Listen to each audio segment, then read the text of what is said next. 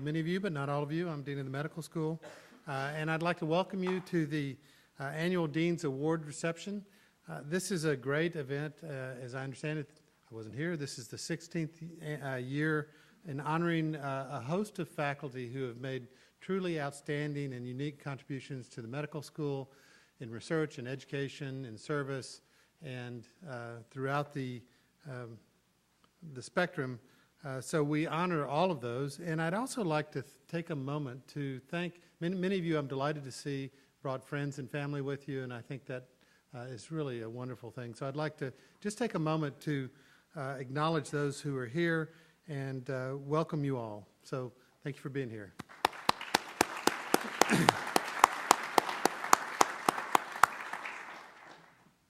This evening, for all of our awardees, as I said, this is a chance to recognize the commitments and the contributions you've made in all of our missions, clinical care, research, and education. I'd also like to thank the awards committees who sorted through what were quite a number of nominations of really outstanding faculty and staff, and as I know, spent many hours on their deliberations coming up with those of you who were selected for this evening. So not an easy process, and so if you're a committee member in here tonight, please stand and we'd like to recognize you.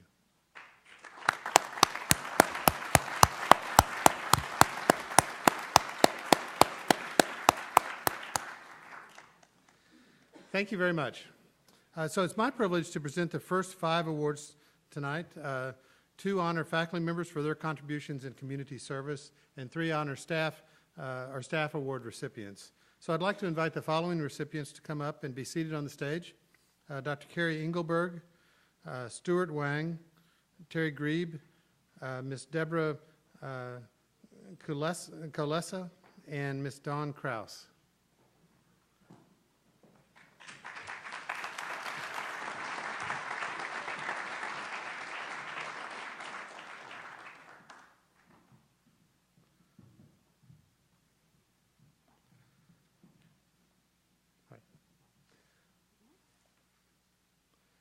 So the first award, the Medical School Community Service Award, recognizes a faculty member who contributes to the local, national, or global community in an extraordinary fashion. This year we have recipients in 2 categories, local and global. The recipient of the Global Community Award Service is Dr. Carrie Engelberg. Dr. Engelberg is a professor of internal medicine and microbiology and immunology in the Division of Infectious Diseases. In addition to his clinical responsibilities, he is and has been a strong advocate of using digital materials in medical education. During the past 5 years, he's helped develop and execute digital learning aids in Ghana and Ethiopia. In 2008, he took a sabbatical to enhance the University of Michigan's relationship with Ghana and Kwame Nkrumah, is that close? Thank you, University of Science and Technology.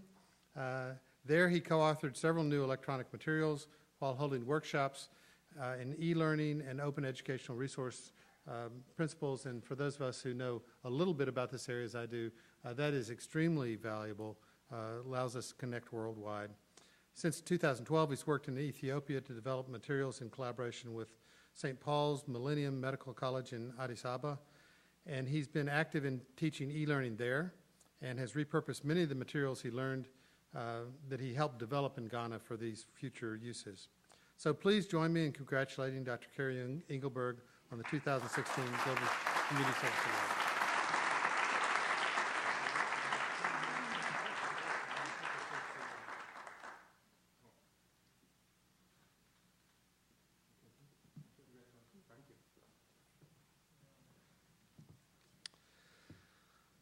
The recipient of the Local Community Service Award is Dr. Stuart Wang. Dr. Wang is the endowed professor of burn surgery and a professor of surgery in the medical school. He also serves as director of the burn surgery and founding director of the International Center for Automotive Medicine. He leads a team at the University of Michigan Trauma Burn Center that focuses on injury prevention and education in pediatric and adult populations. This team has established more than 15 separate programs to support its education and outreach efforts. These include some really interesting programs. So one's called Straight Talk, which is a youth fire prevention program. Sean's story, a National Youth Fire Setting Prevention and Interventional Toolkit. And I will say, and I can say this from personal experience, that many of these programs that have been developed here at the University of Michigan have been used nationally and internationally.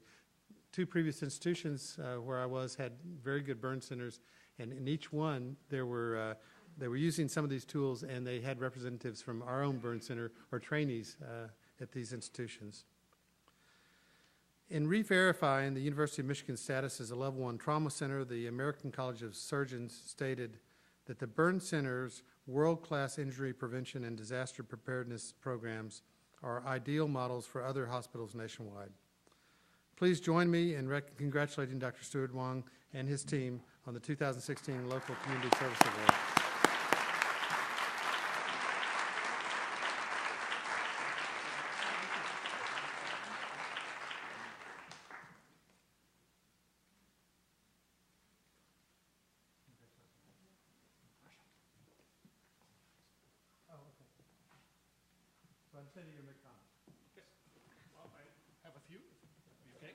Okay. And Carrie, did you? After me. Okay. Well, the University of Michigan Burn Center was one of the very first multidisciplinary patient care teams established here at the University of Michigan. And to quote the legendary Bo, okay, much can be accomplished if you work together as a team. And there's nothing more important than that team. So I'd like to take this opportunity to recognize a few members of my lineup. Carla Klass, can you stand up? Carla was the one that's instrumental in many of those injury prevention efforts that was mentioned. Without Carla, this award would not have been possible. Lori, we have an amazingly devoted nursing team that's wonderfully talented and devoted. Without their efforts, this award would not have been possible. Thank you, Lori. We have wonderful therapists as well, but most importantly, I've had, as a faculty member, I've had wonderful surgical colleagues. Mark Hemela, if you could stand up here. I've had wonderful colleagues here. Mark Hemela, Jen Walgi, Ben Levy, but Mark has been absolutely wonderful in working with me for these efforts. So I'd like to end by just saying that this was truly an effort, and I'm grateful for this opportunity to receive this award, and I take one for the team here. Thank you.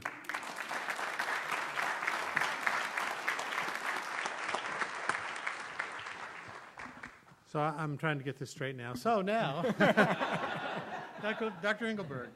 Dr. Engelberg, okay. I just wanted to say that in the 30 or, gosh, I don't know, since 1977 when I had my first job in Africa, I've seen a lot of changes in the world, and if that's what globalization is bringing to our planet, then sign me up. Now, it's not like I had anything to do with this, but I think the world is becoming a better place to be. And I think it's great that I belong to an institution that recognizes that those changes are happening and encourages people to be involved around the world. It's sort of the anti-xenophobic approach, I guess. So it's nice to be a part of an institution that can see beyond the quadrangle. And there are many places where these opportunities to get involved in globalization in the rest of the world wouldn't be available. And I would also like to thank, since I have been able to do all this, I would like to thank my wife, Susie, who is sitting in the row. Susie, would you stand up? Susie is an intrepid traveler. And if I went home tonight and I said, Susie, I got a job opportunity with the university. They want me to go to Tristan da Cunha. She would say, after she'd think about where the hell is that, she would say, let's get packing, because she's ready to go anywhere. And I don't think I could have done what I've done up to this point without her help. By the way, when Susie was with me in Ghana for that sabbatical year, and I was working with the universities there, Susie was teaching reading and writing English to children in an orphanage in Kumasi at the same time, and representing the University of Michigan in that way. So thank you very much for that, and thank you, Susie, dear.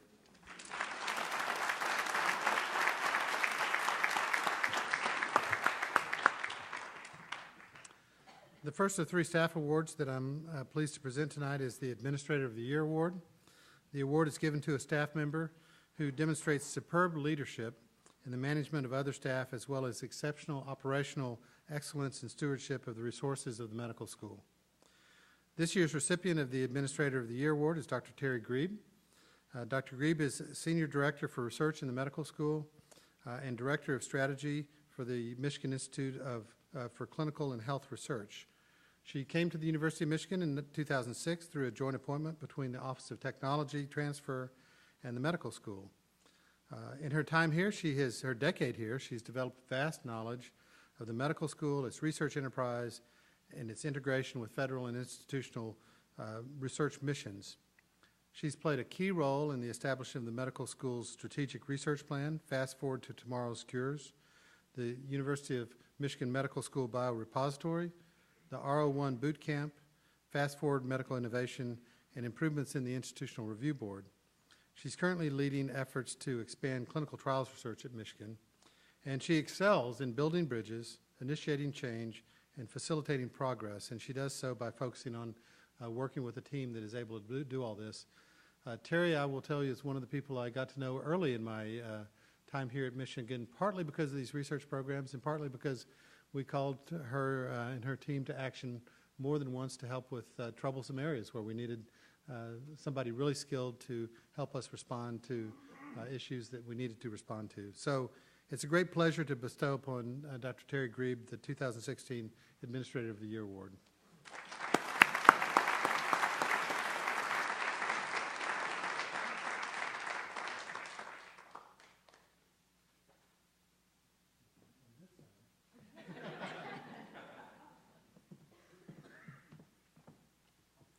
Thank you. It is a true honor to receive this award.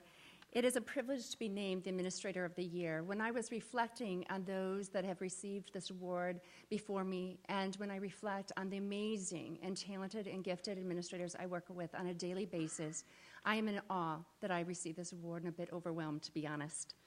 So first, I need to thank my husband, who's here with me, Jeff, and my children, Madison and Jacob. They are my grounding force. They remind me daily of my true purpose in life. They are my strength, my inspiration, and my bedrock, so thank you. I also have the good fortune of having my mother join me in this award here celebrating with me tonight. And so she has loved me unconditionally, only like a mother can, and so thank you for that. I especially need to acknowledge and thank Steve Kunkel, who has allowed me to stand on his shoulders to reach new heights. He affords me endless opportunities to challenge the status quo, to try to bring improvement to the research enterprise, and he always has my back, as he reminds me all the time. And so, Steve, thank you for being my constant advocate and my greatest professional champion. And I'd like to also acknowledge George Mashur, and thank you personally for being a mentor to me and inspiring me to be a better leader and a better person, and for tolerating my fondness for the Oxford comma, as he got deeply exposed to as we were writing the CTSA. So lastly, I really stand before this group this evening to say I am the richest person in this room. I have the good fortune of working with the most amazing, passionate, committed, and talented team in the Office of Research and the Michigan Institute for Clinical and Health Research. It is that team who has endless energy, and they hear the needs of the research community, and with their commitment and their novel ideas and their innovation, they bring forward new programs that make this a richer and better research environment for our faculty. And Dr. Runge named a few of the programs that we're responsible for, and it is with our greatest desire to make a difference and make research a better place at Michigan that we're able to bring those forward into fruition. So although I'm being recognized as Administrator of the Year, I know in truth I am simply a reflection of my team and their collective accomplishments and their greatness. And so I really am accepting this award on their behalf because it really is about the team. So thank you, and I also congratulate all the other awardees this evening. So thank you.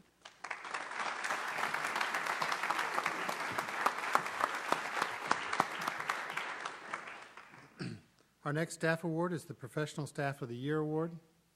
It's awarded to a professional staff member who demonstrates excellence in his or her work, contributes to a positive work environment, and is a strong team collaborator and contributor. This year's honoree is Ms. Deborah Kalesa. Ms. Kalesa is a research laboratory specialist in the Kresge Hearing Research Institute and in the Department of Otolaryngology and Head and Neck Surgery in the medical school. For more than 25 years, she served as chief technician in the laboratory of Dr. Brian Pfingst, a professor of otolaryngology, head and neck surgery. During her time in the lab, she's become proficient in cochlear implant surgeries and guinea pigs, assisting with more than 275 of these procedures. She's also developed and maintained an outstanding set of procedures for the handling of guinea pigs, knowledge that's been shared not just here locally, but far and wide. Her work provides Dr. Pfingst and other researchers with an important model for studying studies that are relevant to hearing preservation and cochlear implant surgeries now being performed in patients. And this is indeed a pride of our center, and she's played a major role in that. So it gives me great pleasure to honor Ms. Deborah Kalesa with the 2016 Professional Staff of the Year Award.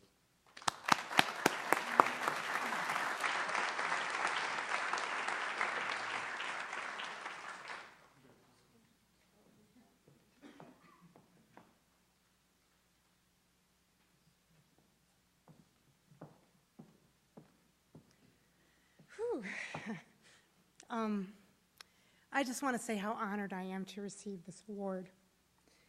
The magnitude of it didn't really sink in at first when I heard from the dean's office, but gradually as announcements went out and people contacted me from all over the university and congratulated me on this award, it began to sink in.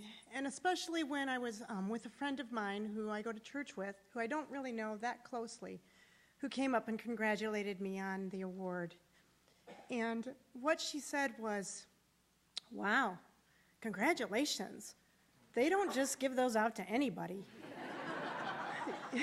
You must be doing something really right." And so I want to thank the dean's office for reminding me, in the midst of all that goes on in today's world and life, how busy and crazy we are, and we don't think we're doing things right with our families, with our friends, with our children, with our jobs. It's very difficult sometimes to remind yourself that you are doing it right. And so I would like to thank my boss of 26 years, Dr. Brian Pfingst, for taking the time to nominate me for this and for making me always feel like I am doing a good job and that he appreciates all that I've done in the last 26 years. And I also want to thank the other three professors that wrote support letters, Dr. Yoash Raphael, Dr. Carl Grosh, and Dr. Michael King. They are not behavioral psychophysicists or psychophysics experts, but have degrees in other areas, and so I have had the privilege over the years of working with people from multiple disciplines, and I am so grateful for the experience and the expertise that I've learned in all of these different areas and how multicultural it really is. And that's one of the things that has really made me stay all these years, is just the people that I've worked with and the jobs that we've been able to do and the diversity of it all and how it keeps moving forward and how not only do we benefit from our research areas, but also the world outside. And we see that when we go to conferences from people all over the world, and what a difference the University of Michigan and especially our Department of Otolaryngology has done for cochlear implant research as well as other hearing disorders throughout the world. And so I want to thank you all again for this wonderful award, and I'm truly honored. And I thank you once again for reminding me that I am doing something right. Thank you.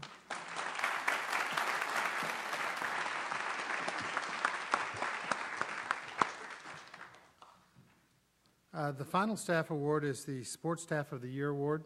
This award recognizes a staff member who demonstrates excellence in his or her work, contributes to a positive work environment, and is mindful of his or her service to the mission of the medical school.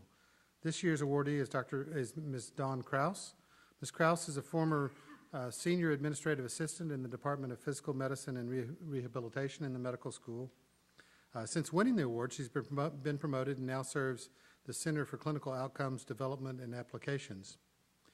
In addition to working with pre- and post-award grants, she has helped develop metrics for assessing the strain of caregivers on caregivers of patients with traumatic brain injuries and Huntington's disease. Her work in PM&R has carried a very special personal connection. She was a stay-at-home mother of 3 children when her son Willie was diagnosed with a terminal brain illness. And after his passing, she began to work with the department and Chair Dr. Ed Hurwitz, who was Willie's physician for 11 years. She became deeply involved with special needs issues during Willie's illness, and her new positions have given her opportunities to continue that outreach while serving the University of Michigan. She planned the Reach for the Stars for Cerebral Palsy event last year, and her family has traveled to Washington, D.C. on behalf of PM&R to advocate for Medicaid coverage for complex rehabilitation technology. It's a great pleasure to award the Medical School's 2016 Support Staff of the Year Award to Ms. Dawn Krause.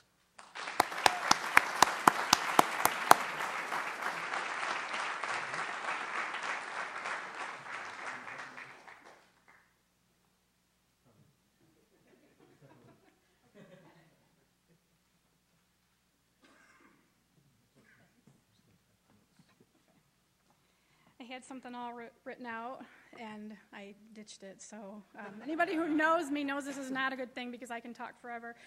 I did. My son passed away last November. My family is all here with me in the front row here. And I had gone to school. I had different career plans, but life sometimes changes your plans, and I had to stay home. I say had to, and it sounds pejorative. It's not meant to be. But getting back into the workforce when my son was stable was daunting. I had missed out on some time, and when the job presented itself from PM&R, I had known Dr. Hurwitz for a long time. And the mission that PM&R has is, there's great departments at the medical school. I'm fond of PM&R because the OT and the PT they provide really helped keep Willie's quality of life in a position where we had 11 great years with him.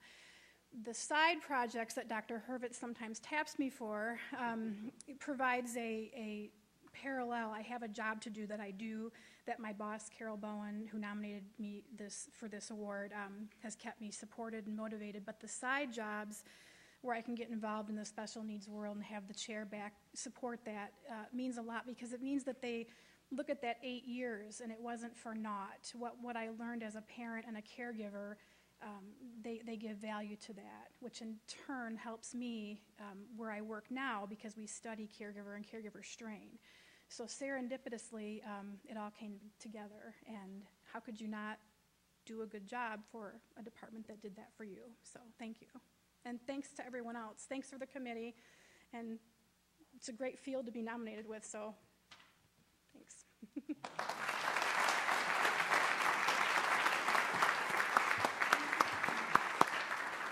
I'll now present our next presenter, Dr. David Spollinger, who's known to you all, who's Executive Vice Dean for Clinical Affairs and President of the University of Michigan Health System.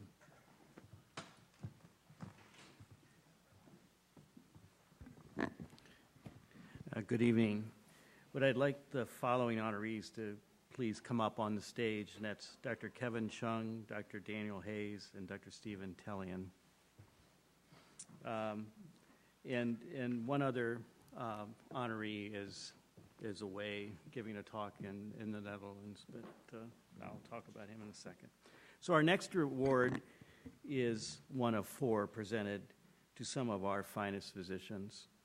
This Outstanding Clinician Award represents exemplary performance by a practicing clinician, but our awardees are not only outstanding physicians, but have built tremendous clinical programs and advanced medicine in their fields. The first recipient of the Outstanding Clinician Award is Dr. Kevin Chung. Dr. Chung is the Charles B. Denancreed Professor of Surgery and Assistant Dean for Faculty Affairs. He first came here in 1995 as one of the school's first Robert Wood Johnson's scholars. He then went on to build a hand surgery program into one of the premier programs in the country. The establishment of the hand surgery program, a combination of orthopedic, plastic surgery, hand group, culminated in his vision to create a clinical care center for patients with traumatic, complex, congenital, and reconstructive needs in the upper extremities. One of the other things you should know about Kevin is in his packet, he lists one of his mentors as his patients, that he learns a tremendous amount from his patients and has made him a better surgeon. A couple quotes of the many quotes about his care is one of his colleagues wrote, Dr. Chung is a gifted surgeon who cares for some of the most challenging surgical problems that only a few in the world can perform. Another colleague, in a personal note, wrote, I suffered a devastating hand injury as a result of a table saw. And I was able, with the help of Kevin Chung, who replaced my tendons, who moved my nerves and fixed my bones, I was able to return to my career and able to use both my hands on the tiniest of patients. It is my great pleasure to present the 2016 Outstanding Clinician Award to Kevin Chung.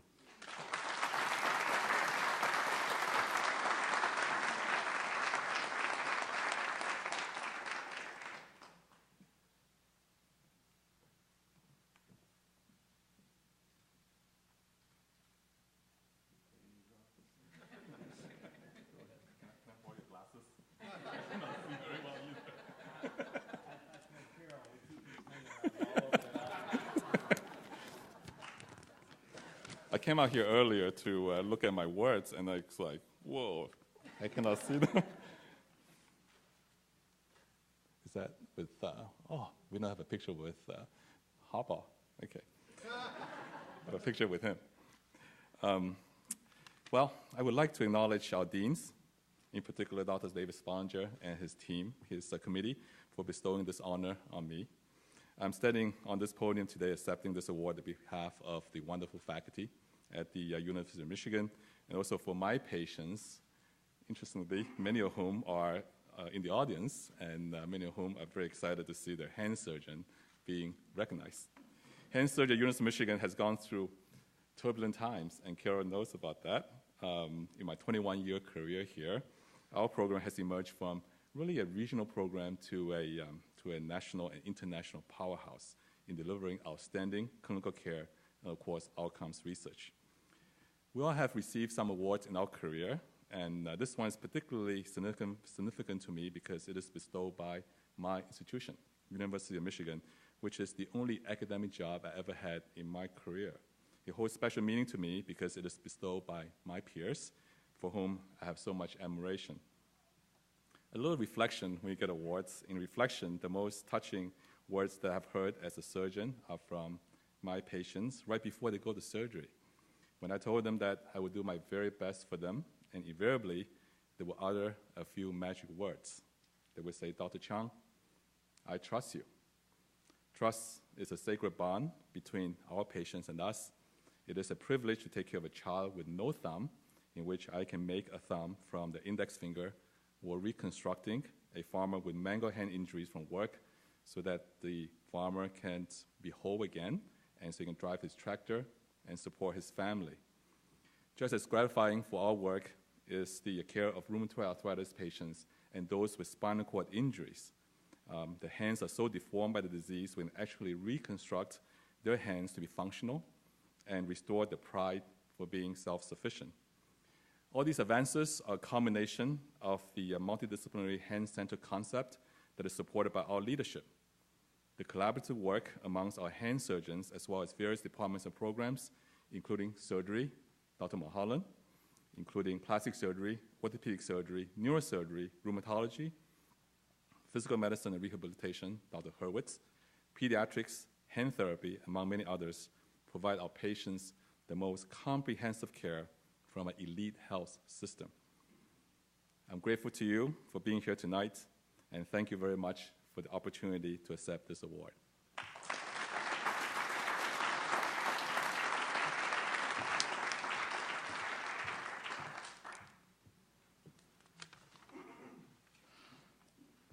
Our second recipient tonight is Dr. Daniel Hayes.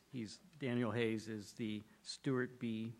Padnos Professor of Breast Cancer Research and Professor of Internal Medicine. Since coming to Michigan, he has steadily built the University of Michigan Breast Oncology Program into one of the top breast cancer treatment centers in the world. As a clinical director of breast oncology program, his humane and nurturing style with patients permeates the entire program. One of his colleagues wrote, "Dan's knowledge and insight into every imaginable nuance of care is astounding." Dan believes in equity of care, affordable care, and making himself available whenever patients need him. He and his colleagues have led the local and national trials addressing the development of new agents directed towards breast cancer, as well as studies of chemoprevention and intervention to improve the quality of life in breast cancer survivors. His research focuses on the identification of clinical validation of tumor biomarkers that predict prognosis and response to anti-cancer therapy, and especially related to breast cancer. This saves U of M patients from exposure to grueling treatments that won't benefit them. Reportedly, he says in his career, at the end of every clinic, there's an experiment to do, and at the end of every laboratory, there's a patient to see.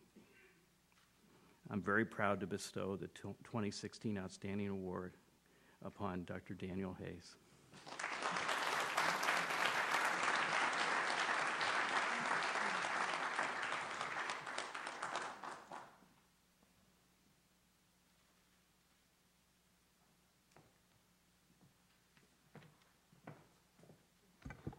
I want to preface my remarks by telling you that today I went to a hand surgeon because I have Dupuytren's contracture, and it's very reassuring to see that he's one of the best clinical doctors.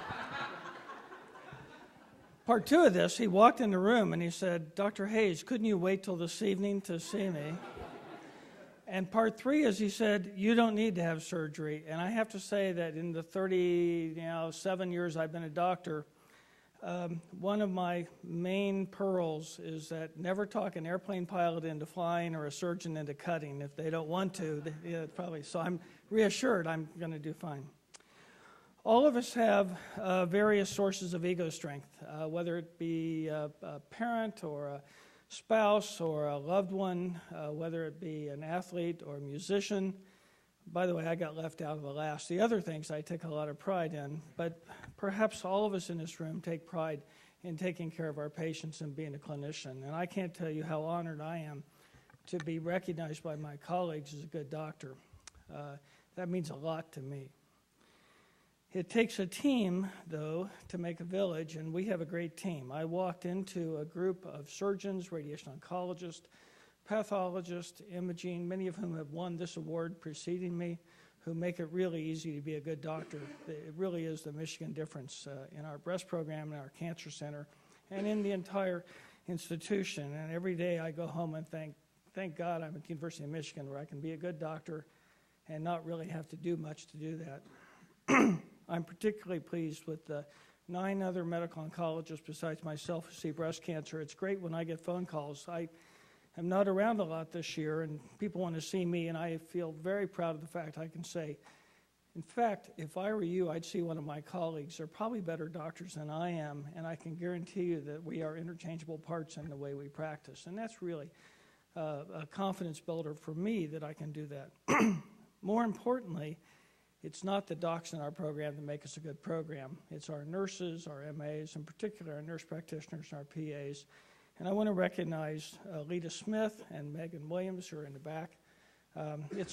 You may remember when Phil Jackson was asked what made him such a great coach, and he said, "I walked in with Michael Jordan as one of my players," and that's the way I feel every day when I go into clinic. I know we've done the right thing. About 2 weeks ago, I picked up a chart and I walked in to see a patient. It was just random. It was the chart on thing.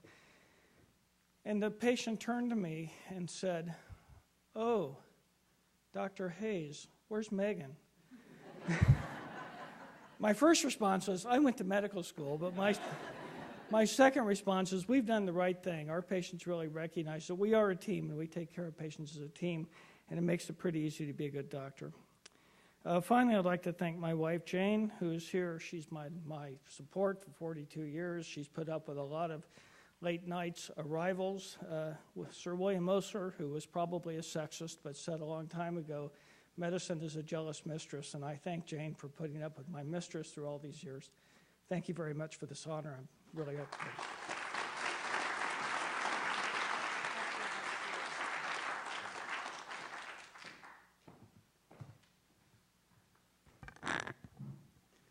Our third outstanding clinician this evening is conferred upon Dr. Stephen Telian.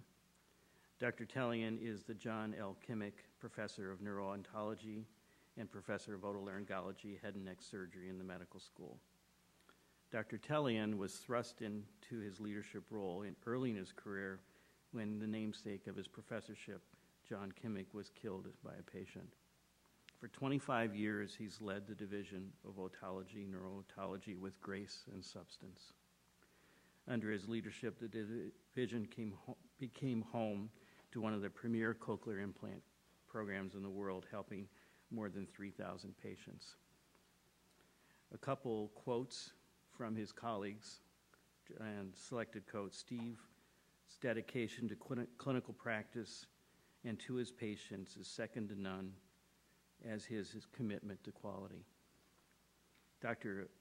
Telian epitomizes service, excellence, and patient care. He is a compassionate, caring human being and physician. He has helped develop the Vestibular Disorders Center, known for its excellence in diagnosing and treating patients with balance disorder. He's recognized as a superb clinical researcher and dedicated educator to students and trainees. And he insists on spending as much time as needed with each patient and family, including nights, weekends, and holidays, to educate them and engage them as active participants in their own care. He is very adept at data analysis and biostatistics, and he's pioneered advanced surgery to preserve hearing for selected patients with acoustic neuromas. I'm very pleased to present the 2016 Outstanding Clinician Award to Steve Telian.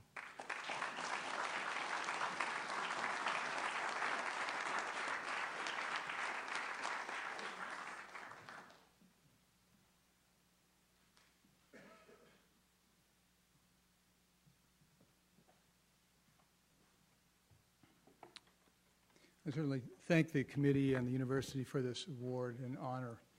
It's a very humbling award. I'd like to first say that it's humbling to be recognized in a small corner of the medical school.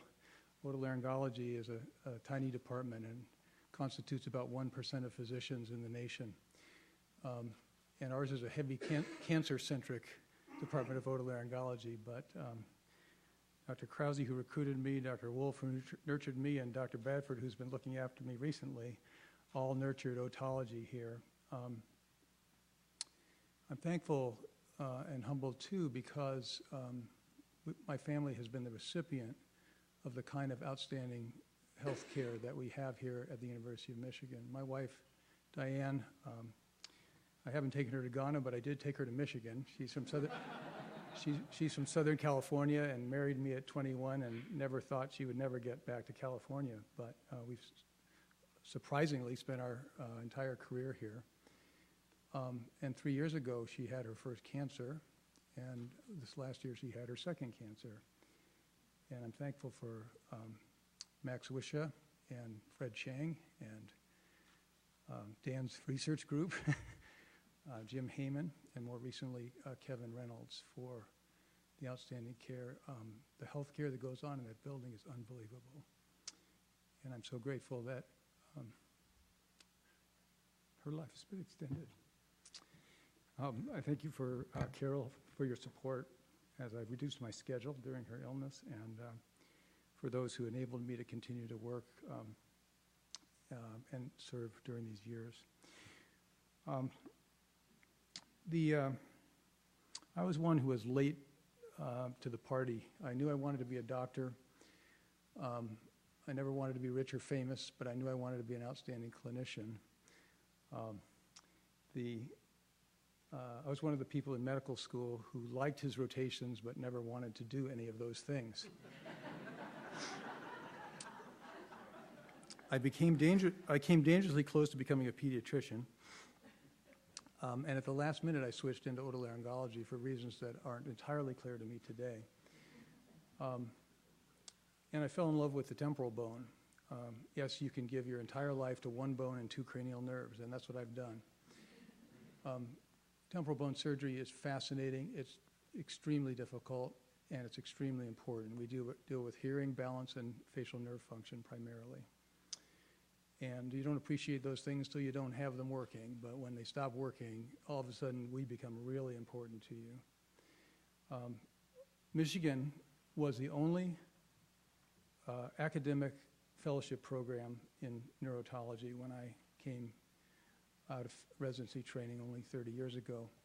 And I interviewed here. I don't think you know the esteem of this department nationally, but even to get an interview here, I was delighted to be offered the fellowship, all the more so. But Malcolm Graham, some of you are old enough to remember Malcolm, handed me a editorial that he had written about the need for academic physician surgeons in neurotology, which had been primarily a private practice discipline up to that time. And all of a sudden I had my calling. I read the editorial and it was clear.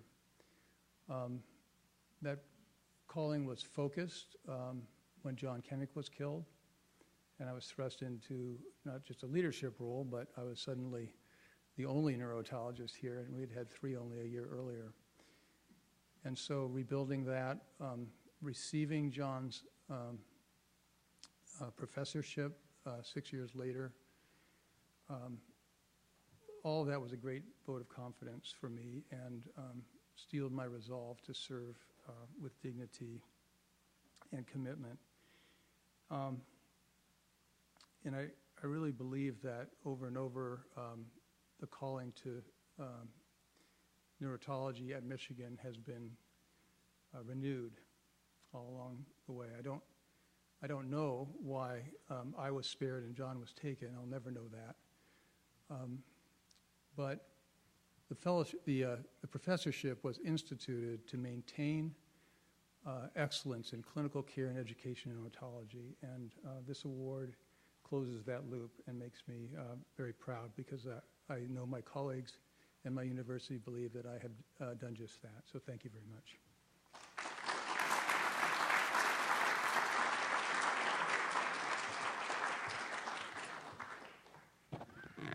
So the final recipient of the Outstanding Clinician Award could not be here this evening. It is Crispus, I think I said that correctly, who is a professor of dermatology. He cares for patients in the Mohs Surgery Clinic within the Comprehensive Cancer Center, as well as the multidisciplinary melanoma and Merkel cell carcinoma program. Together, it's one of the largest and busiest skin cancer treatment programs in the country. Mohs Clinic enjoys a 98.4% excellence rating for overall care, and the melanoma and Merkel cell program now provides care for approximately 5 to 10% of the newly diagnosed Merkel cell carcinoma patients in the United States. He provides his direct phone number to patients, making himself available at all hours. He personally calls his patients after surgery to assess their well-being. And unfortunately, he's unable to be here with us tonight. He's in Europe preparing to deliver an invited lecture at the International Symposium on the Immunology and Immunotherapy of Merkel cell carcinoma.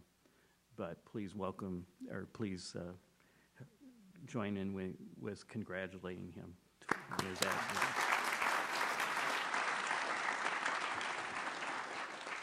I'd like to introduce our next presenter. It's Dr. Stephen Kunkel, the Medical School Senior Associate Dean for Research and the Endowed Professor for Pathology Research. Thank you, David. I'd also like to extend my welcome to all of you this evening. It's extremely exciting to be here to honor the award winners, both of the staff and faculty. And as I walked up here, it was especially exciting for me to be here. For a brief moment, I felt like Billy Crystal at the Oscars. Could I please have Dr. Shah, Spilly, Aenean, Kaiser, and Hodish join me on the stage?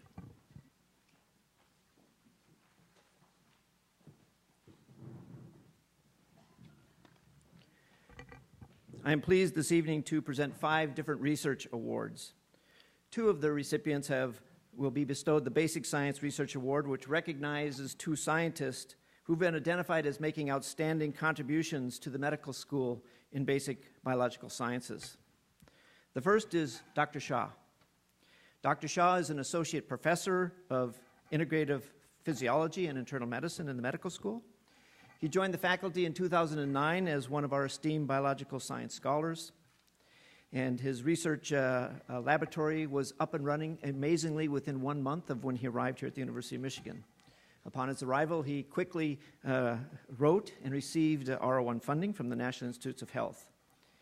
In a very short time in his career, he made a number of seminal contributions to determine the molecular mechanism by which oxygen-sensing transcription factors can regulate homeostasis.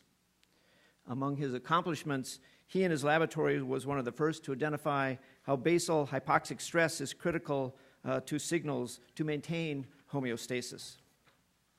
His early successes has resulted in a new investigator award from the American Physiological Society, and the Gastrointestinal Research Group has bestowed upon him awards. In addition, he's won the Kaiser Prize in 2016 from the Proceedings of the National Academy of Science for one of the best manuscripts published in this year. Please join me in congratulating Professor Shah in the 2016 Basic Science Research Award.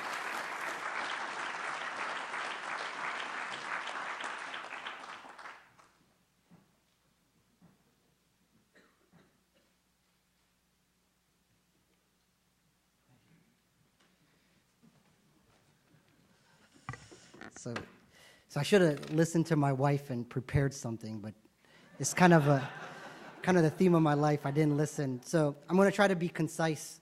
I want to thank the Dean's Office, Dr. Kunkel. I'm at awe at the research that goes on here, and humbled and truly honored for this award. I think like a recurring theme for many of our awardees, this is not done alone, so I have many thanks. The first is to the University of Michigan, the medical school, and my department, Molecular Integrated Physiology. It's truly one of the best places to do research, and I'm greatly honored to be here. The second is to my lab. I have a hardworking group, and none of this could have been accomplished without them. They've maintained a high level of productivity despite all my nagging, and so I'm truly honored that they're in my lab. Second is my chair. You know, I sit on now several committees that we look at applications, and I see these new assistant professor applications, and when I critically review them, I look at mine at that time, and I wasn't even made the short list. And so at that time, Bishar Omri, who was the chair, took over, and he really took a risk on me, and I'm greatly honored and always be in his depth. He is probably the hardest working and most caring chair that I've known. He's impacted every facet of my growth here, from writing grants to research to being a better mentor to being a better colleague and a better person. I truly thank him. And lastly, my wife. We've been together for 20 years, straight out of high school. She's been by me, supported me through graduate school, postdoc, and now here. And so none of this would have been worth it without her by my side. And actually, lastly, my kids. So I have 3 kids. They're up there. They're my life. They make life unpredictable and fun. And every day they let me know the only variables I can control are the ones in the lab. And I'm truly thankful. Thank you.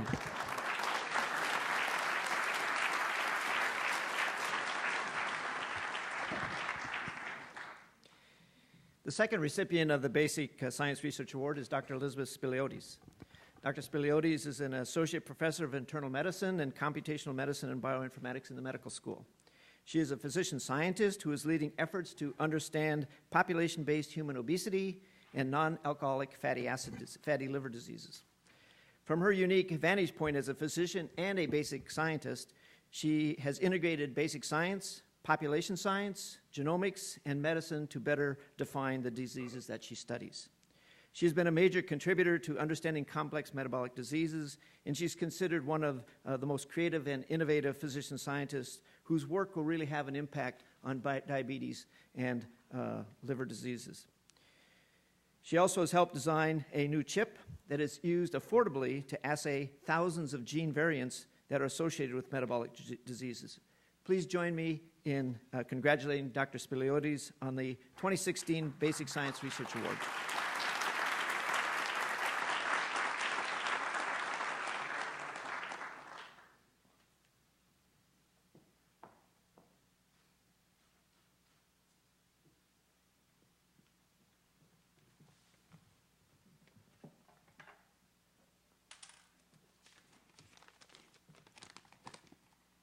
So thank you very much. I would like to extend my sincere gratitude to the Dean and to the Council for selecting me for this award.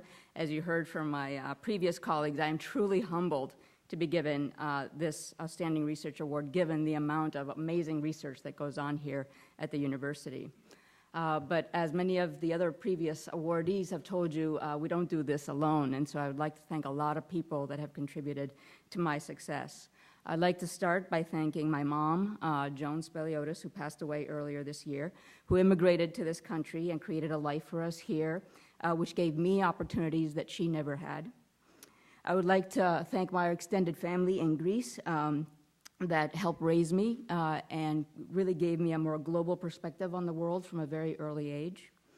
I would like to thank the community of Newton, Massachusetts, where I grew up and went to school, for providing assistance to our family and an outstanding public school system that really honed my interest in math and science, even as a woman who was actually just learning English at the time, and really set my career trajectory to be able to be at the great institutions that I attended and be a faculty member at this great institution here and be able to do the work that I do. I'd like to thank my many teachers, mentors, sponsors that taught me really everything I know and really let me go play in lab, which unfortunately rarely happens nowadays, but that's really where the creativity and where new ideas come from, and I really thank them a lot for being able to do that. And these include my PhD advisor, Bob Horvitz, my postdoctoral advisor, Dr. Joel Hirschhorn, my previous GIT, Jan Podolsky, and then my chairs here, John Carruthers, Chung Ouyang, Gil Omem, and Brian Athey.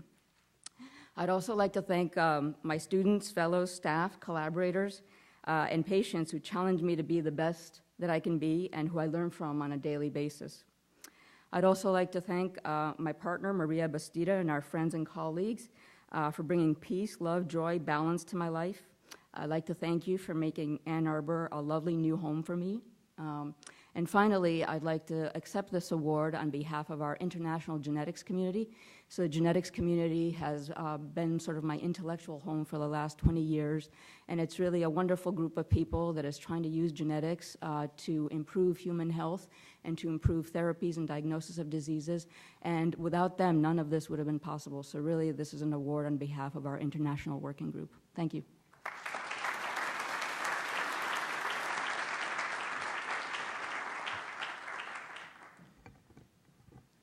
We have two recipients of the Clinical and Health Services Research Award. This award honors outstanding contributions made to the medical school in clinical or health research services. The first is Dr. John Aenean. Dr. Aenean is the Alice Hamilton Collegiate Professor of Medicine, a professor of internal medicine in the medical school, and director of the Institute for Health Care Policy and Innovation. And if that's not enough, he is also the professor of health management and policy in the School of Public Health and a professor of public policy in the Henry Ford School of Public Policy. When Michigan was looking to recruit a leader for its new Institute for Healthcare Policy and Innovation back in 2012, we turned to recruit Dr. Aenean, as he is one of the country's leading health services researchers. He now leads an institute of nearly 500 faculty members from 17 of our schools and colleges here at the University of Michigan.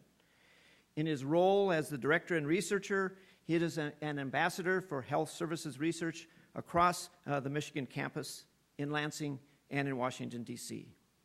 He has made many seminal contributions to the research into racial and ethnic disparities, the impact of needing and then gaining insurance coverage, the quality of cardiovascular and cancer care, including the role that generalists and special physicians play in treatment, the use of effective treatments, end-of-life care, and patient experiences. He is also an internationally acclaimed expert on healthcare reform and the expansion of the Michigan Medicaid program under the Affordable Care Act. I'm very pleased to present the 2016 Clinical and Health Service Research Award to Dr. John Aenean.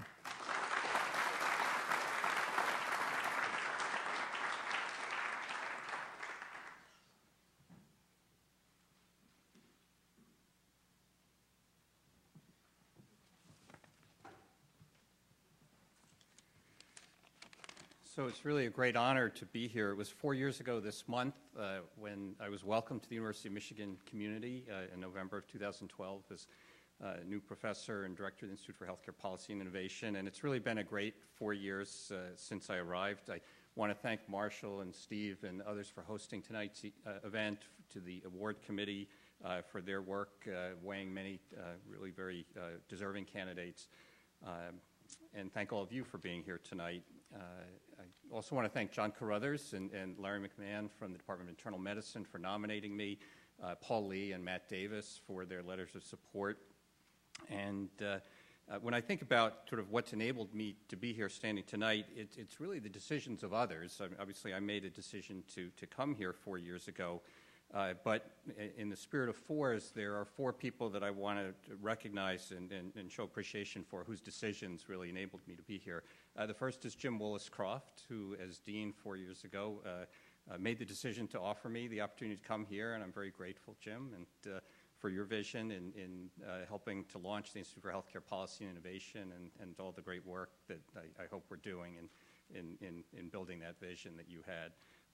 And then next, I'd like to thank two key people here at the university who've really sort of made my job just a wonderful opportunity. And really, I think it's the role of the staff that I think makes the university great and the work of the faculty great. And so I first want to acknowledge Joan Kaiser. And actually, the next three who I'm acknowledging are sitting in the back row, which is fitting because that's where I sat in medical school. So, but first, Joan Kaiser, who was a longtime leader at Pfizer. And when Pfizer left, Joan stayed, and we're all very lucky for that. She helped to transform what was the Pfizer campus into our North Campus Research Complex, and worked with me very closely the first year as I was transitioning from Boston to Ann Arbor to really get IHPI up on its feet and think about how we would create this new startup venture within a big successful university. So thank you, Joan. Secondly, I want to thank Gail Campanella, who joined me when I arrived full-time here in September of 2013.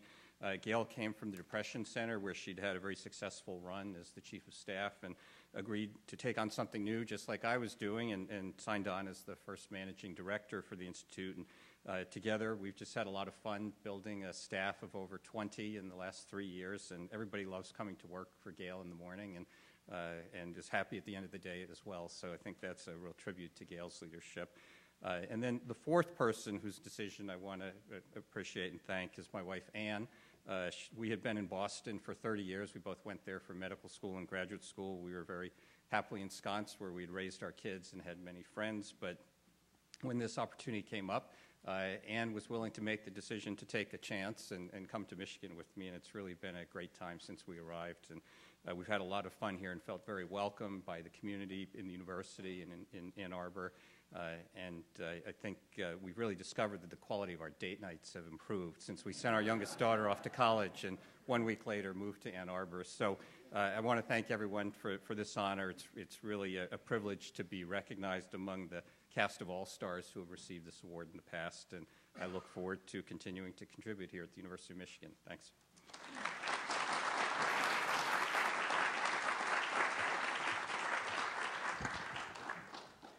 The second recipient of the Clinical and Health Service Research Award is Ella Kazzaruni.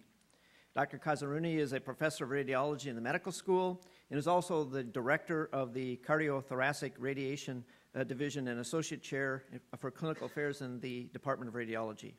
She has spent 25 years here at the University of Michigan, transversing the bedside to bench landscape, both for the benefit of the larger basic science community and also for the advancement of her own work that includes innovative, cutting-edge research in the field of cardiopulmonary radiology.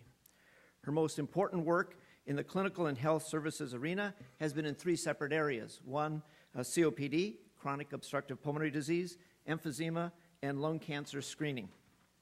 Lung cancer, as many of you may know, is one of the most common causes of mortality in both men and women in the United States, and early detection is one of the most important factors in improving survival of patients. She has been a stiff advocate for screening for lung cancer and identifying that if it was applied successfully, it would assume a role in guarding the public alongside of mammograms, colonoscopies, and other screening tools.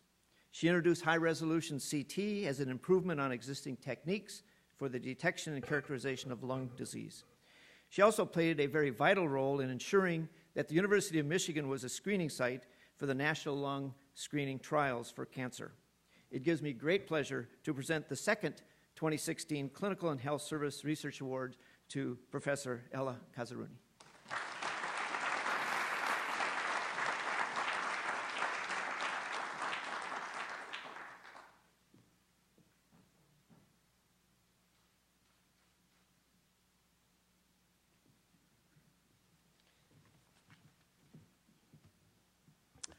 First, I'd like to thank Steve and Dean Runge and everybody in the medical school for bestowing this humble honor upon me. I like to consider myself an accident of research. I didn't go into medical school or becoming a radiology faculty member knowing I was going to be a researcher or doing research. I went through undergrad and medical school, and when I was in medical school, there was a sign posted in the medical school lounge that said, "We'll pay money for chart abstraction." And that was my first experience in doing medical research. In the tomes of paper, pulling through information to help one of our nuclear medicine physicians, who since retired, do research. And along the way, the resident who had been working on the project graduated, and he said, "Do you want this to be your project?" Okay. So that was my first radiology research project, was an accident, something I was doing to help pay my way through medical school. And through that experience and the exposure to individuals like Barry Gross, who's here tonight, one of our outstanding clinicians in the radiology department, earlier recognized in past years, and through Gary Glazer, who is at Michigan and went on to be the first chair of an independent diagnostic radiology department at Stanford, I learned that you could take great clinical care and ask great clinical questions and make a difference in a way that would impact the population. And people used to ask me, well, going into chest radiology is a bit of a waste of talent, isn't it? All you're going to do is read ICU chest x-rays all day long, and that must be pretty boring. But I would retort to them that if you think about the health of the population, the leading causes of mortality in the United States all sit in the chest. The heart and cardiovascular disease, the lungs and COPD and pulmonary disease, and the leading cause of cancer death is lung cancer. And so by allowing me to be here for as long as I've been here and allowing me to ask questions and to work with a fantastic faculty and staff and develop teams of people who can work on all those problems, my colleagues in pulmonary medicine, Milan Hahn, Doug Ehrenberg, Kevin Flaherty, Fernando Martinez, colleagues in pulmonary pathology, Jeff Myers, colleagues in basic science research, Brian Rost and Craig Galban, allow us to push the frontiers and ask questions that will truly make a difference to how we care for patients. And that brings patient-centered care to radiology, which is so important to us as we try and impact the health of the population. So as I look at the pictures that I have here, some of this is what has propelled me and allowed me to do the work that I've been able to do. My parents, my parents-in-law, we're all in the clinical space in healthcare, physicians, nurse midwife, and some of them immigrated to the United States, and they didn't have the opportunities to work in a place like the University of Michigan.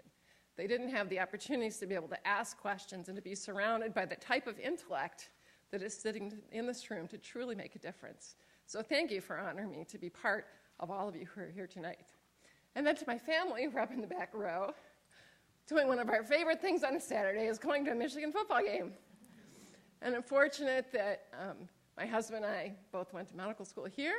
My son is undergraduate here at the University of Michigan, pursuing his pre-med activities, having to go off to a pre-surgical club tonight that he's running. My daughter is coming here to the University of Michigan this next fall, and that leaves the little guy, John, hey John, with just a little bit of pressure to come to the University of Michigan later. So thank you for allowing me to be part of the University of Michigan faculty, the medical school faculty, and to be able to do wonderful things with outstanding teams of people to read the really future and move the future of healthcare forward. Thank you very much.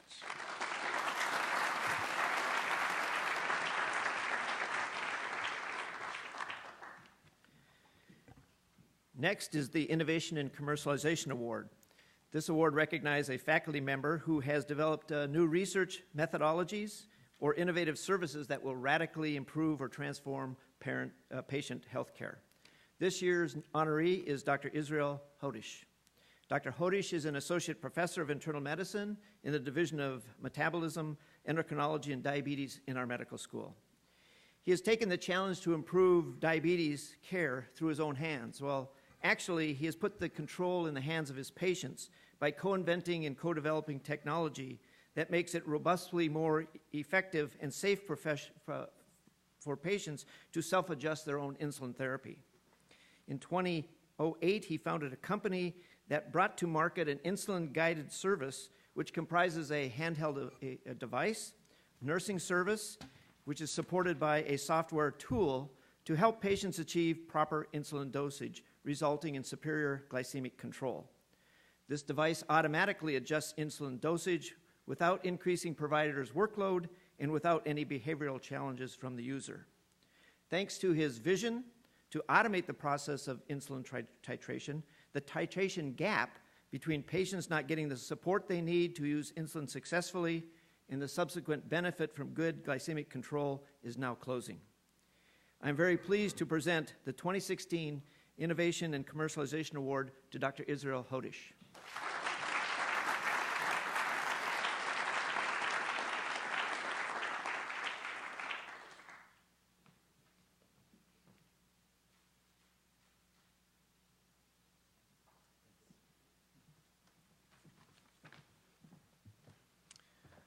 I've been a physician for 20 years, and over the years, I've learned that one of the main challenges in my profession is to make a decision, to make a medical decision. Sometimes it is challenging. You need to incorporate a lot of information in order to decide. Sometimes it is time sensitive. You need to decide now, otherwise somebody may pay with his own life. About insulin therapy, it's not the complexity, and it's not time consuming. It's the frequency that we need to focus on. In order to make insulin therapy effective and safe, you need to keep on adjusting the dosage very frequently, preferably every week. Now, we have many patients using insulin. We don't have enough providers, and this exact problem my team and I have endeavored to solve. I'm privileged this evening to have two of my great partners here, one of my mentors, and most importantly, my beautiful family, my wife, Anat, my son, Jonathan, and Gal, my daughter. Thank you for the privilege.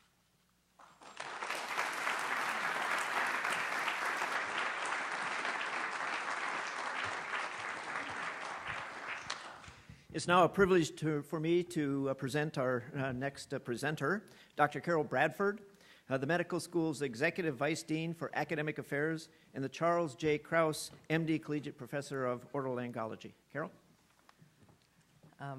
Thank you. It's really, really been a special evening, and it's getting close to the finish line.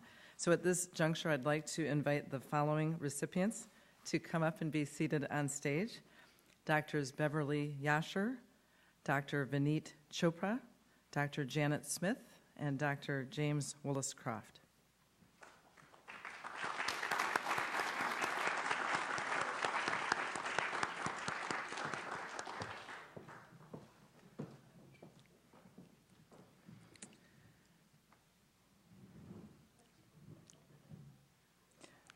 So the first of 2 Kaiser Permanente Awards for Excellence in Teaching, the first is for preclinical instruction, is being given to a teacher who has demonstrated superior teaching ability, accessibility, and willingness to help students more than other teachers, enthusiasm and the ability to generate student enthusiasm, and the ability to serve as an exemplary role model.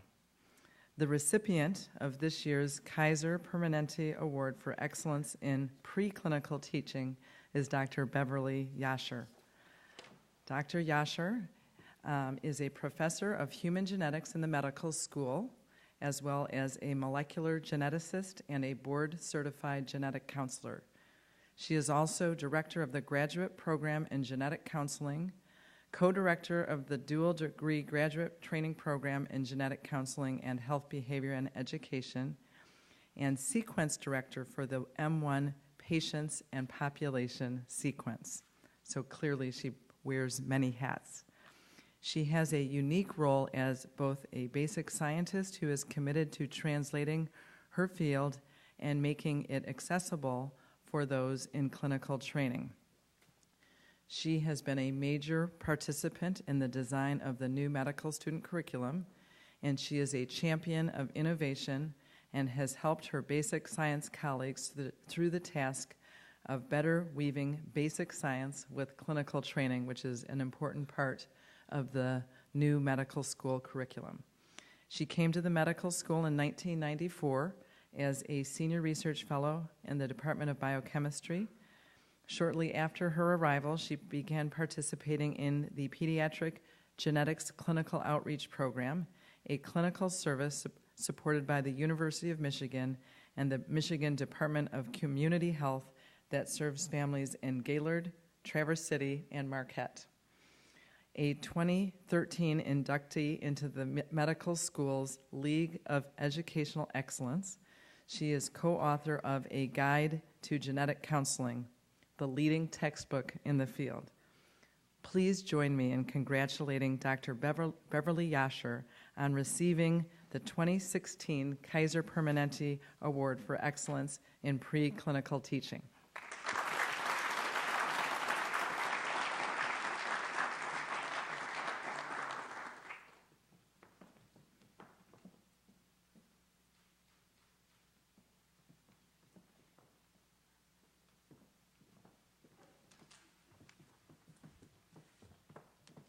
So we're close to the end. So I want to thank everybody for staying. And as everybody has set up to this point in time, it's been an incredible honor. So even before the evening started, I was incredibly humbled to be in the company of so many incredible members of the education community who've received this award in the past. Luminaries in my own field of genetics, Tom Galerder, Francis Collins, and then also within the medical school community, Roger Grecken most recently. But as I've sat through the evening, I've become even more humbled by this because it really has highlighted the magnitude of excellence that sits within our community. And so I just like to, because I'm not going to get a chance to say congratulations to all of the awardees, I just want to say, wow, you all really rock. So congratulations. I am not the kind of person who spends a lot of time looking back, and so having this award has really forced me to look backwards a little bit and figure out how I got here. And so I want to just take a very brief couple of minutes to highlight both the public faces that have been really important in getting here, and then those private resources that I hold very near and dear to me. And so first, I really want to thank my family for all of their support and patience. And basically every Sunday afternoon when they're going to say to me, "Are you done?" I'm like, no, just a little bit more. And they've always said, "Okay, we'll just wait till you're done." So I can't thank them enough, including my husband, John, my children, and then I have a large cadre of siblings, some of whom are here today and traveled to celebrate this with me. And they are constantly pushing me to be better so that I can do as well as they do. And so it's been a real honor. I want to identify 3 people, two of whom are here at Michigan, and one whom was really important in my career as an educator, and the first was my graduate mentor, who's the former dean of undergraduate education at the University of North Carolina in Chapel Hill, which is where I started my career, Dr. Patricia Pukila. And Pat actually was the first person who taught me that teaching isn't just about getting up there and doing what you know. There's a huge science to it. And so she really unpacked the science of teaching for me very early in my career. And to this day, now a couple of decades later, I'm constantly thinking about what would Pat say, and I use her teaching methods to really help me be most effective. The second is Tom Galerder, a former recipient of this award, and my chair who recruited me to the Department of Human Genetics and was actually the first person to invite me to step on the education stage here at the University of Michigan. And Tom continually said, well, just give it a try. It can't be that much work. He lied, actually, all along, but it's worth it because Tom really taught me the art of teaching and showed me how much fun it is to really be able to use both who I am as a scientist and who I am as a clinician to share my knowledge and passion with medical students. And then finally, I want to thank Joe Kolars. And Joe has been an unbelievable resource for building an education community here. And I think one of the things that I didn't appreciate when I started in education is that it really is a team. And so as everybody's talked about clinical teams, the team, it's actually the education team that I want to really call out and thank Joe for having built here at the University of Michigan and constantly inviting me in and saying, hey, just sit on this committee, just try this out. And that's really pushed me in my teaching as I go forward. And then the last group, of course, are the learners. And those students, both my genetic counseling students and then the multiple medical students who I've worked with.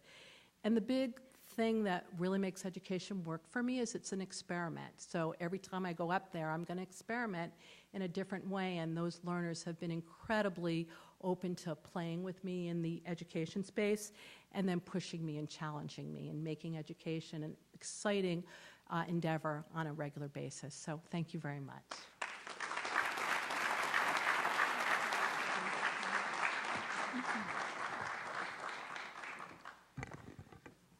So next, I'd like to present the second Kaiser Permanente Award, this one for excellence in clinical instruction. And this year's award is being given to another most worthy recipient, Dr. Vineet Chopra.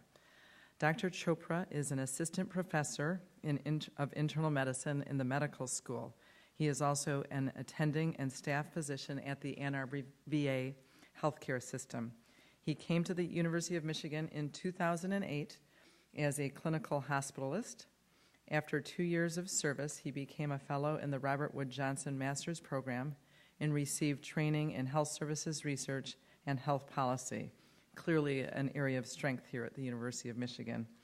Following 2 years of training, he earned a Master's of Science to become a triple threat faculty member, a physician scientist who excels in education, research, and clinical care. The Kaiser Permanente Award is only the latest honor for Dr. Chopra in what has proven to be a very prolific 2016. This year alone, he has also received the Richard D. Judge Award for Medical Student Teaching, the H. Marvin Pollard Award for Outstanding Teaching of Residents, and the Jerome Kahn Award for Excellence in Research. Amazing. He typically supervises 2 to 5 students at University Hospital, and he also serves on the Gold Medicine Service at the VA, an honor reserved for only the best attending physicians, to my knowledge.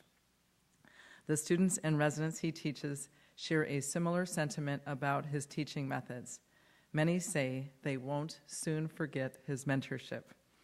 One student commented that he sets the bar high for medical students, but also provides great encouragement, feedback, and guidance, and how best to improve. Another added that the way he interacts with his patients is exactly what he strives to be like in his own practice as a physician one day. In addition to bedside teaching, he meets one-on-one with students to provide tailored feedback, which is really, really important, by the way, and strategies and tips for success. I am so very pleased to present the 2016 Kaiser Permanente Award for Excellence in Clinical Teaching to Dr. Vineet Chopra. Congratulations.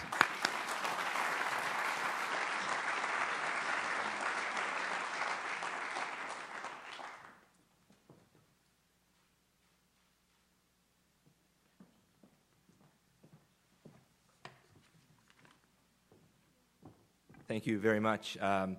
You know, I got to tell you a funny story because it's true. When Dr. Mangrulkar called me and told me that I got this award, I said to him, I said, Raj, there's got to be a mistake. He said, what do you mean? I said, I don't even have tenure.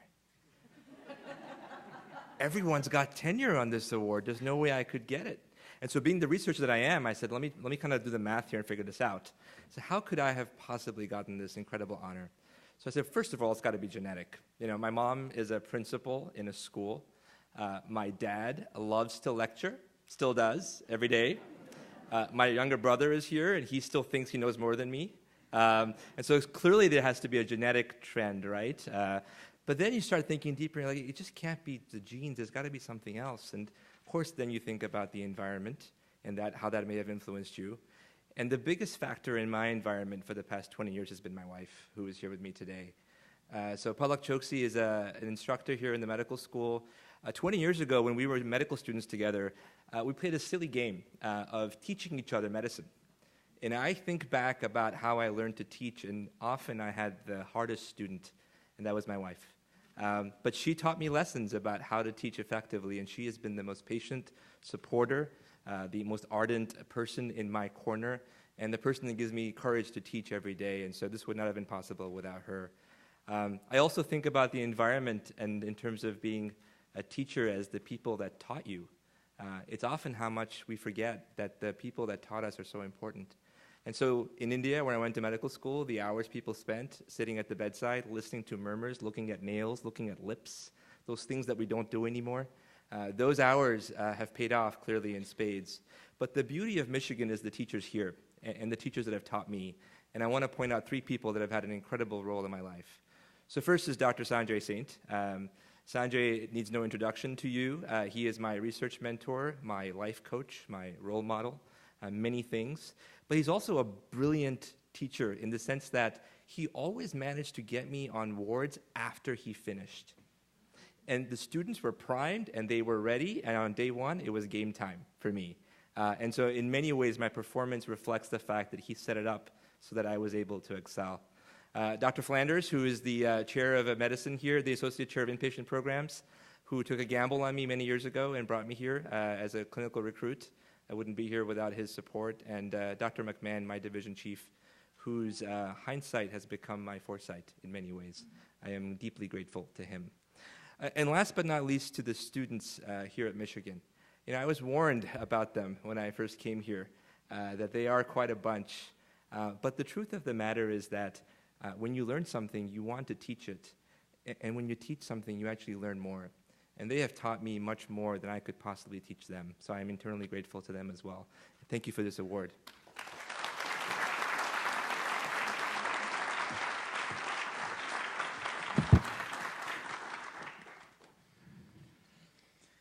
So the Distinguished Faculty Lectureship Award in Biomedical Research is the highest honor bestowed by the medical school upon a faculty member in the biomedical sciences.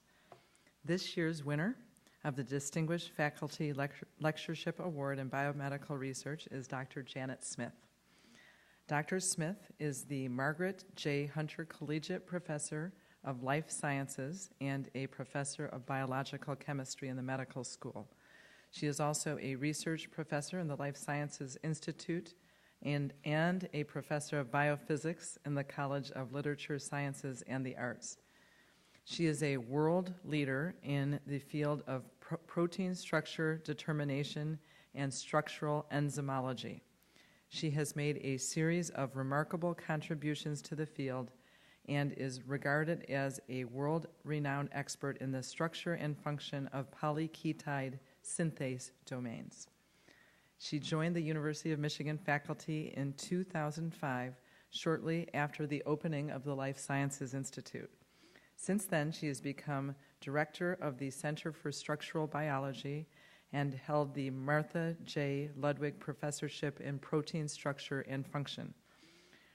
Her impact is felt far away from campus, as well as she is the scientific director of a NIH-supported beamline facility for structural biology at the Advanced Photon Source of the Argonne National Lab. She delivered her distinguished faculty lecture entitled Biosynthetic Enzymes, Nature's Amazing Catalysts on September 28th. Please join me in congratulating Dr. Janet Smith on the 2016 Distinguished Faculty Lectureship Award in Biomedical Research.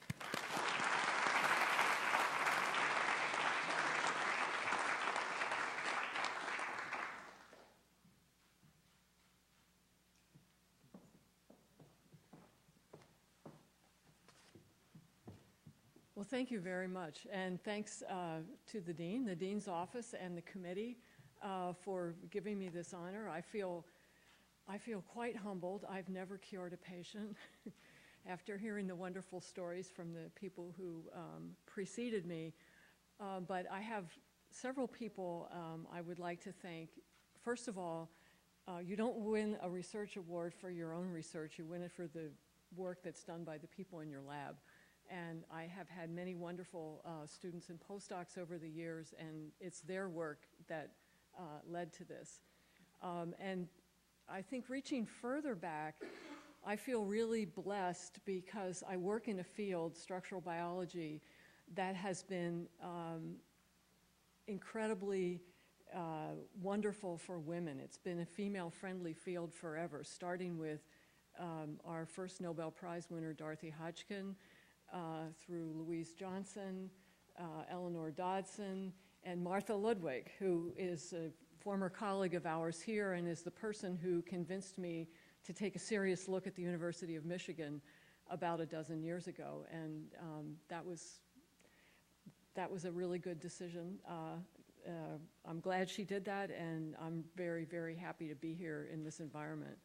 And then finally, I would like to thank the colleagues who nominated me for this award. I believe they are Dan Goldman, the acting chair of biochemistry, Steve Weiss, who was the interim director of the LSI, and John Tesmer, my close structural biology colleague here.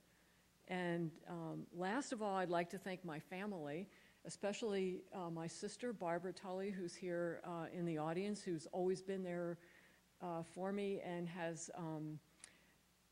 shared with me her two absolutely wonderful children, been a super important part of my life. And thanks to all of you for hanging in here for this whole ceremony.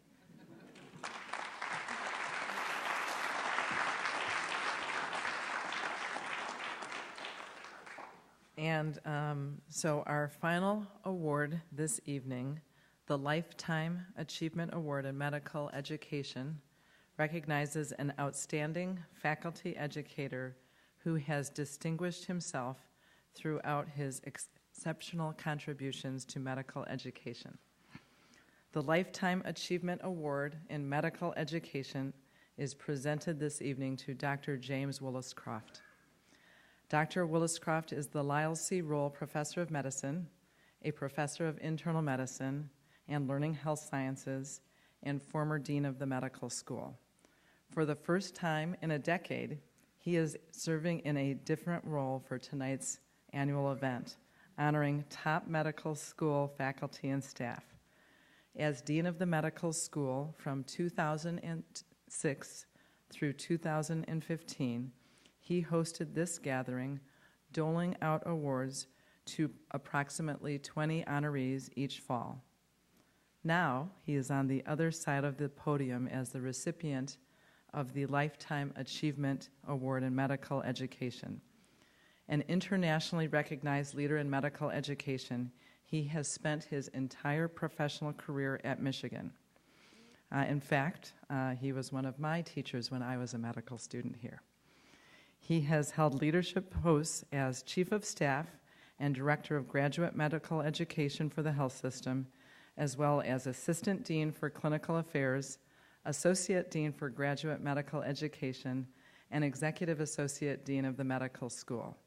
No matter the position, he has remained an articulate advocate of education at all levels and has worked for nearly 4 decades to strengthen the school's educational mission. Among his many contributions, the introduction of new methodologies to assess learner skills across a wide variety of competencies, and the movement of medical student education into the ambulatory care setting. He has also shepherded the school through 2, not 1, but 2 curriculum changes, including adoption by the faculty of the current program, which aspires to make our University of Michigan medical graduates leaders and change agents for the future of medicine. His contributions have been recognized with election to the National Academy of Medicine in 2013, and in 2014 he received the Abraham Flexner Award for Distinguished Service to Medical Education, the highest honor bestowed by the Association of American Medical Colleges in recognition of outstanding leadership in transforming medical education in the modern age.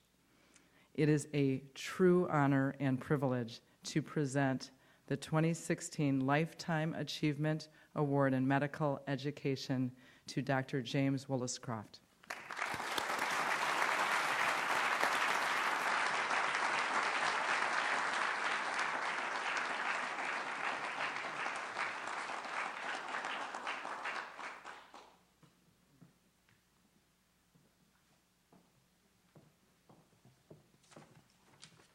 Well, Carol is absolutely correct. I feel much more comfortable on this side, recognizing the incredible achievements of our faculty and staff. As she said, I had the opportunity to do this for well over a decade, and it's remarkable, I think Bev pointed out, to hear each year the expertise, the stories, the excellence, the contributions that all of you make to making this a great institution. As I look at the winners of this award who came before me, there are several constants. We're all senior. Actually, some would say we're pretty old. But, I guess that's the Lifetime Achievement Award. It's also a real who's who of who's been seminal in leading our educational enterprise here. So it's very humbling to be included in that group, especially since I've always been incredibly interested in cognition, how to help people learn, how do we assess their progress. All of these things really were a labor of love. It was never something that was onerous to me. And all of us that are involved in teaching, I think, recognize the intrinsic rewards of seeing that light go on in a young person's eyes, seeing that motivation in a colleague. And for me, it's been incredibly rewarding to see this community of educators come together, grow here at the University of Michigan. As some of you may know, the big national meeting of the Association of American Medical Colleges is just finishing up in Seattle today. Out of 17 oral papers presented at the Research in Medical Education meeting, 4 of them were from the University of Michigan, including one from one of our students. In total, we had 21 students presenting posters. Clearly, Michigan is a leader nationally and internationally in education, and that is something that I take great pride in, because since we were founded in 1848 and the first class in 1850, what's been the one constant? It's been preparing physicians to the best of our ability to care for patients here in Michigan and beyond. Preparing these young people is really a privilege, and it's something that I've been very, very fortunate to be part of. As has been mentioned, a time like this also is appropriate to recognize people who have paid or played a major role. and one that you may find very, very surprising, if you know him, is Bill Kelly. So this was back when I was a very young faculty member, was counseled by very distinguished chairs of internal medicine who were here doing a department review, that going into education as an academic professional career was academic suicide. Bill told me, follow your passion, and that's the best advice I was ever given. I also would really like to recognize the patients I was privileged to learn from over the years. I've talked about that some in other venues. Patients who taught me life lessons that hopefully I've been able to convey to some of our students. Would also like to recognize the students. Being asked why. Being really pushed to think through, why are we doing this? Is this the best thing we can do? Those stimuli keep us intellectually engaged, young and vibrant. And so I thank the students. Our colleagues have been incredible. I've been so fortunate to have truly excellent faculty surrounding me throughout my tenure here. And very important, my family there. I was very pleased to see that Dan also had a picture about fishing. I thought maybe I'd be the only one, but you see that. And then my wife, who has really kept the family together. I owe a lot to her because, as was mentioned, medicine is a demanding mistress. And Beth has done a phenomenal job with our 4 children. My one son and daughter-in-law, I'm very pleased, are here. And they have the 2 grandsons, which are there. And fortunately, they live in Dexter. And so it's really wonderful to have a family that's been so supportive. I thank you for this honor and also want to congratulate all of the other honorees.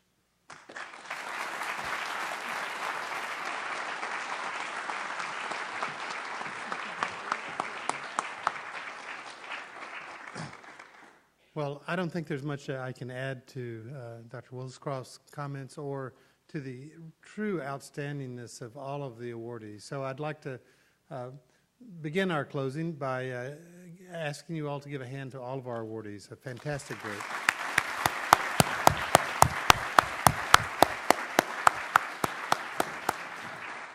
And if our awardees will stay for a few photographs, they will join you shortly. The rest of you, I think dessert is in the Oman lobby, so we'll look forward to getting together again in a few minutes. Thank you all very much.